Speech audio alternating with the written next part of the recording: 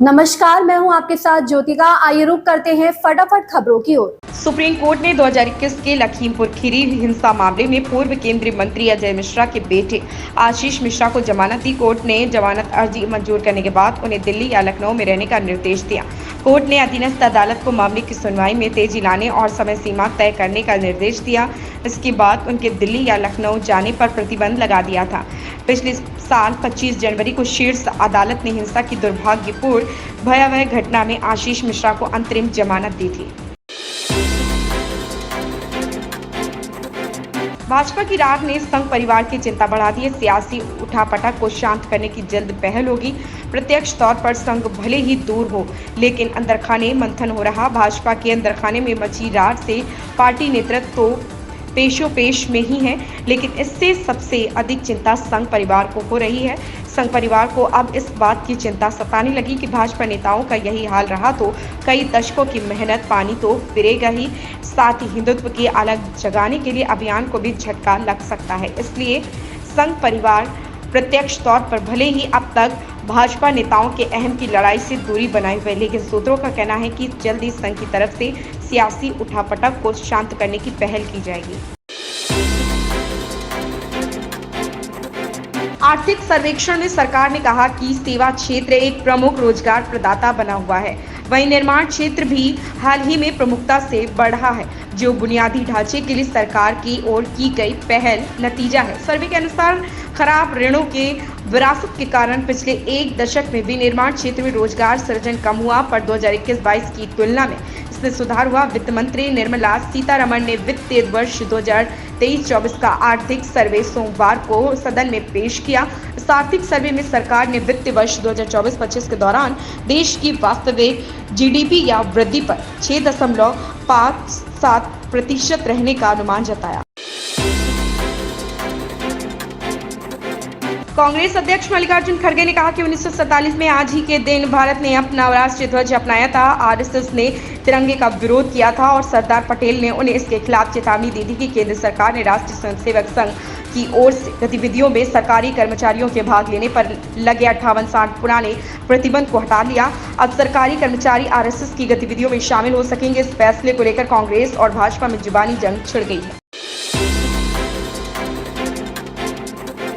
ममता बनर्जी के इस बयान पर भाजपा नेता ने कहा कि किसी को शरण देने का अधिकार सिर्फ केंद्र सरकार के पास है और राज्य सरकार इस पर फैसला नहीं ले सकती। पश्चिम बंगाल भाजपा ने राज्य की मुख्यमंत्री ममता बनर्जी पर निशाना साधा और आरोप लगाया कि सीएम राज्य में घुसपैठ को जायज ठहरा रही। भाजपा ने यह आरोप ममता बनर्जी के उस बयान के बाद लगाया जिसमें ममता बनर्जी ने कहा है कि वह बांग्लादेश की हिंसा प्रभावित लोगों को राज्य में शरण देने के लिए तैयार है। भाजपा नेता और पूर्व केंद्रीय मंत्री रविशंकर प्रसाद ने मीडिया से बात करते हुए कहा कि भारत की एकता को कमजोर करने की कोशिश को बर्दाश्त नहीं किया जाएगा।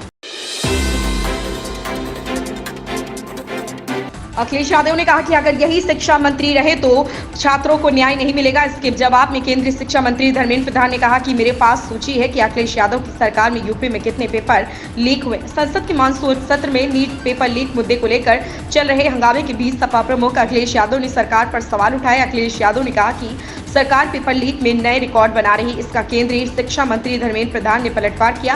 उन्होंने कहा कि मेरे पास से अखिलेश यादव के कार्यकाल में यूपी में हुए पेपर लीक की सूची है। नेता विपक्ष राहुल गांधी ने कहा कि भारत की परीक्षा प्रणाली धोखे से भरी है। लाखों लोग मानते हैं कि अगर आप अमीर हैं, आपके पास पैसा है तो आप भारतीय परीक्षा प्रणाली को खरीद सकते हैं। इस पर केंद्रीय शिक्षा मंत्री धर्मेंद्र प्रधान ने कहा कि मैं देश की परीक्षा प्रणाली को बकवास कहने की निंदा करता हूं। लोकसभा में मानसून सत्र के दौरान नीट पेपर लीक मुद्दे पर जमकर हंगामा हुआ। विपक्ष ने सरकार को इस मुद्दे पर खूब घेरा। विपक्ष के नेता राहुल गांधी ने कहा कि देश के लाखों छात्रों से जुड़े मुद्दे पर कुछ नहीं हो रहा, यह बेहद चिंता का विषय है। महाराष्ट्र की राजधानी की सार्वजनिक परिवहन सेवाएं काफी प्रभावित हुई। लगातार बारिश के कारण सड़कों और रेलवे पटरियों पर पानी भर गया, जिससे उपनगरीय ट्रेन सेवाओं में देरी हो रही। भारी बारिश के कारण भारत की आर्थिक राजधानी मुंबई थम सी गई। यहां आज लगातार दूसरे दिन भी बारिश हो रही। कुछ इलाकों में कुछ सुबह केवल 1 घंटे में 34 मिमी तक बारिश हुई, जिससे सार्वजनिक परिवहन सेवाएं ठप हो गई। वहीं भारी बारिश के चलते कई जगहों पर स्कूलों की छुट्टी कर दी गई। टीम इंडिया के मुख्य कोच बनने के बाद गंभीर पहली बार मीडिया के सामने आए और उन्होंने मुख्य चयनकर्ता अगरकर के साथ मिलकर कई मुद्दों पर बातचीत की। इनमें विराट कोहली से उनके संबंध को लेकर भी बयान शामिल है। टीम इंडिया के मुख्य कोच बनने के बाद गंभीर पहली बार मीडिया के सामने आए और उन्होंने मुख्य चयनकर्ता अगरकर के साथ मिलकर कई मुद्दों पर बातचीत की। इनमें विराट कोहली से उनके संबंध को लेकर भी बयान शामिल। गंभीर ने कहा, विराट कोहली के साथ मेरा किसी तरह का रिश्ता टीआरपी के लिए नहीं या दो परिपक्व लोगों के बीच रिश्ता है। अजय देवगन और रोहित शेट्टी बॉलीवुड के सबसे लोकप्रिय अभिनेता निर्देशक जोड़ों में से एक हैं, जिन्होंने एक साथ कई सफल फिल्में दी हैं। वे वर्तमान में अपनी अगली बहुप्रतीक्षित फिल्म सिंघम अगेन के साथ धमाल मचाने के लिए तैयार हैं। रोहित शेट्टी ने अब उनके बंधन का जश्न मनाने के लिए एक विशेष वीडियो जारी किया। साथ ही खास बात यह है कि आज अजय ने अपनी फिल्म की 13वीं वर्षगांठ पर कॉप यूनिवर्स में 5वीं किस्त की शूटिंग पूरी कर ली है। शेट्टी ने इंस्टाग्राम पर एक खास वीडियो साझा किया। उनकी और अजय देवगन की फिल्म सिंघम की रिलीज को 13 साल हो गए। उन्होंने अपने फॉलोअर्स को अपनी आने वाली फिल्म सिंघम अगेन के पर्दे के पीछे की झलक दिखाई और बताया कि अजय ने आज इसकी शूटिंग पूरी कर ली है। इन खबरों में बस इतना ही। बने रहिए हमारे साथ।